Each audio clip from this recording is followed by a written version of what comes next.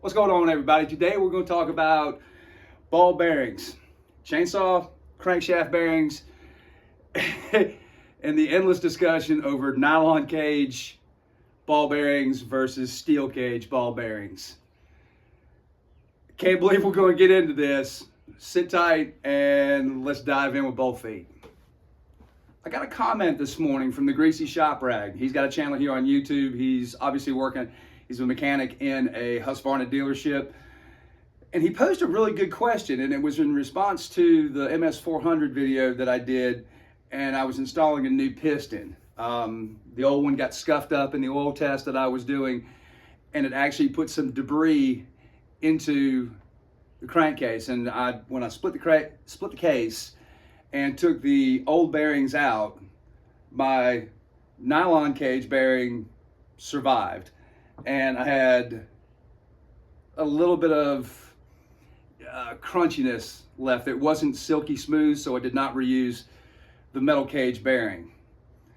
And he posed a question about it, and while I was working on the saw, I had questions in my head as well. So let me stop right here, and then So if you have a ball bearing failure, your crankshaft bearing failure in a chainsaw, that is considered catastrophic damage.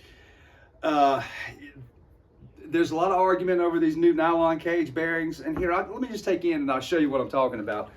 There's a lot of talk about these nylon bearings are garbage and they don't last. So here's what we're talking about. With a ball bearing, you've got to have something to keep all the balls perfectly spaced. So this is what our manufacturers are currently using. There's this shield right here, and this would actually face on the inside of the crankshaft. So that nylon shield, cage, whatever, is right here. You notice there's a little less room for junk to get in there, but it can. Now we've got a steel cage ball bearing, very robust, very heavy duty, but completely open to the world and all its problems. And then here's something we don't see that much anymore. This is called a shielded bearing. So it's not completely sealed. There's these little fine pinholes right here that will allow some lubrication to go in. And I think this is where we need to talk about a little bit more, but we'll wait till later for that. Let's talk about steel cage and nylon cage. Let's talk about what causes the bearing to fail, the cage to fail. So because this is nylon, it's going to be heat sensitive.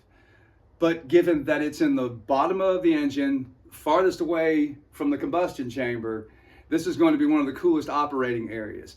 But it's also in direct correlation to the intake track.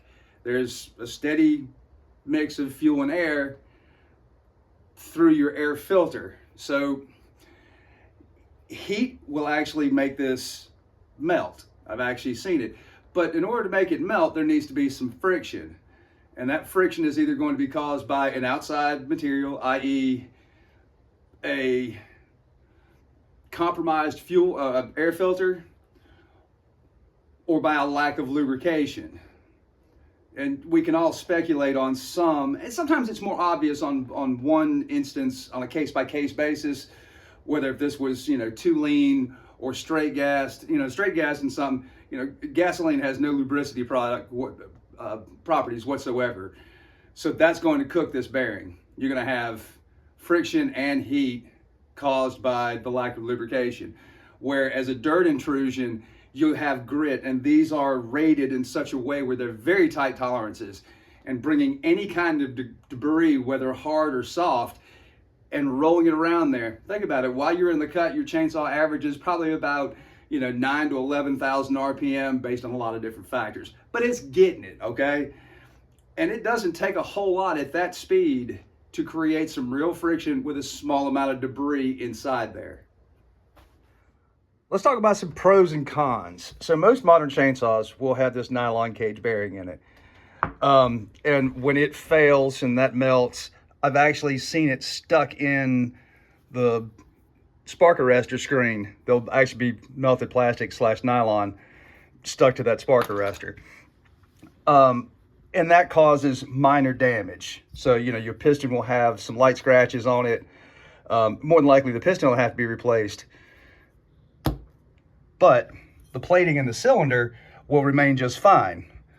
Because, and there might be some, you know, very light witness mark scratches, you know, and you can kind of buff on that a little bit and get it back, you know, nice and smooth, and that'll save the day. So the cylinder won't be a complete loss, but the piston needs to be replaced. Much cheaper, you know, than doing a whole top end kit. If you get so far as, now granted, these are much more robust, but you get to the point where this cage comes apart, well, then you've got flying metal in the cylinder, so the whole top end is ruined no matter what, if that comes apart. And I think this is the point where we all, whether it's the old interweb or forums or whatever, where the discussion comes up, I don't make them like they used to. I used to have my never had crankshaft bearing problem. You know, and it's also where people will throw in all types of other scenarios where, you know, what kind of oil you use. I know, coming from me, of all people, about what kind of oil you use. Let's look how they used to be made in the good old days. All right, I've got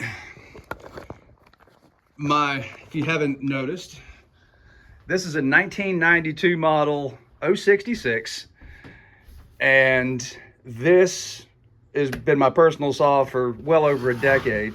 It doesn't get used that much anymore, but it does have a kooky feature on there that's an LED red light. So these are red eyes, red lights. You can do your own research on that and find out how cool they are. Here's a 10 millimeter 044. So this would also be in that early 90s production era, you know, 91, 90, 91, 92. But look at the bearing that's used in here. And it's the same one in my red light. And I've got an ugly thing that we're getting ready to look at. But let's see, probably got to get a little bit of light on this. And this is dirty. This is going to be a builder project. But that is a shielded, metal shielded, not sealed, metal shielded bearing. And, you know, that don't sound horrible, don't sound great, you know, but it's a builder. And then, so you're like, oh, well, sweet, then we just need to switch over to sealed bearings or shielded bearings like this. So I argue that the reason why those lasted so long is the debris was kept out of there, because only your fuel mix can weep through those little tiny holes and lubricate this bearing. You follow me? I think we're onto something here. But does that last forever? No.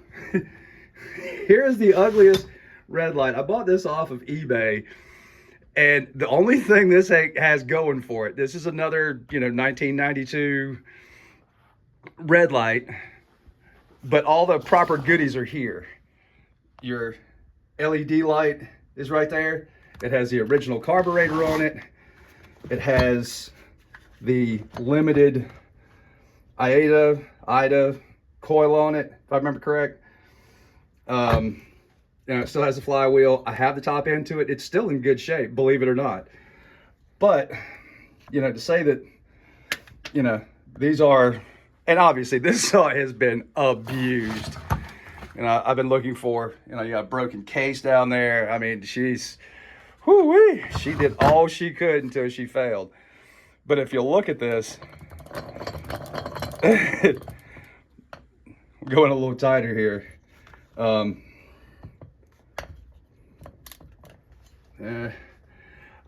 just going to tell you, this has a tremendous amount of bearing play. I can lift up on the crank and you can hear that. It's, you know, so the bearings are just completely shot. I mean, there's just no getting around it. Nothing's forever. All right, so here's the video. It's the MS400 teardown and inspection for a rebuild after an oil test. And there's this comment. You can read it. I think I've left it up long enough. But it is an interesting conversation. Yeah.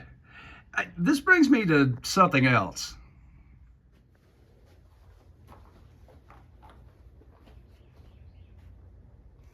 I don't know how YouTube divvies up my notifications. So I saw his message this morning. It was from 5 days ago because I actually clicked on that video and I was scrolling through the comments. And I'm like, I don't remember seeing a note from Greasy Shop Rag. I would have responded right away. I'm usually really good about responding. I don't respond to everybody, so take that with a grain of salt. Now that I've gotten a little bit bigger, there's more comments than I can respond to. But under my notifications, it's not there. So this happens on every video where if I actually go and look and say they are the first 25 or 30 comments, there might be 15 of them in my notifications. And then when I actually go to the video and look down at the comment section, there's tons of other comments there that just aren't in my notifications. I don't know. Anyway, but back to bearings and why we're here. I think the reason why the steel cage bearing didn't make it, yes, there was some debris that was scattered into the engine because of this coating coming off, so it's like half and half, like 100 to 1. Nobody should run 100 to 1. I don't even know what I was thinking doing that in a performance saw. But hey, I did it and I learned something, which is why we try things, and sometimes a harder lesson learned is a better one. But I think that grit that got into the engine ruined this metal cage completely wide open bearing worse, because you've got metal against metal contact on all three. You've got the outer race, the groove in the ball bearing, you've got the ball bearings themselves, and then you've got both of the metal cages snapped into place. And I just think that these may be more prone to damage where the nylon shield isn't quite as open and maybe less debris got into the nylon cage bearing. Now, when we talk about this small stuff like this shielded bearing actually sounds like a great idea, and why we didn't used to have crankshaft bearings issues in these older saws. This saw still has its original bearings in it, and it runs great. Now again, it's a shelf queen, it gets a lot of use, but up to the point I bought it, it obviously was a work saw. It was used and had plenty of miles on it, and but that sure does seem like a good recipe. Now obviously, the factory uses these nylon ones because I think at the end of the day, it's less destruction. I don't think they're cheaper, from one to the other. I don't think it's a cost thing. I think it's just at the end of the day, if you do have a bearing failure from debris or heat, that was caused by something because the saw wasn't running correctly. There was an outside issue. In a perfect world, the nylon bearings will last a long time until there's an air leak and it goes lean, or if there's a fuel problem or something like that. You run good gas, good oil, nylon bearing's gonna last for a long time. Fresh air filter, make sure it's sealed to the base really good. I know I'm speaking in generalities, and the metal cage bearings, the same thing. But when it breaks, I think it's less damage, and that might be one of the forward-thinking issues when it comes to why our manufacturers are using nylon cage bearings. I think that pretty much wraps up. I'm no bearing guru expert. Somebody out there, and plenty of people out there, really are. But I think that's just the meat and potatoes of what bearings are better or more durable. Or maybe I've sparked a whole nother conversation. But anyway, why don't you tell me down in the comments what your thoughts are? I think the phrase is discuss. Anyway, thank you so much for being here. I'll have the oil tear down on the piston break-in, so the follow-up to the 400 video posted up later today. As soon as I get all this cleaned up, I'll have that out for you later. Thanks, y'all. Bye.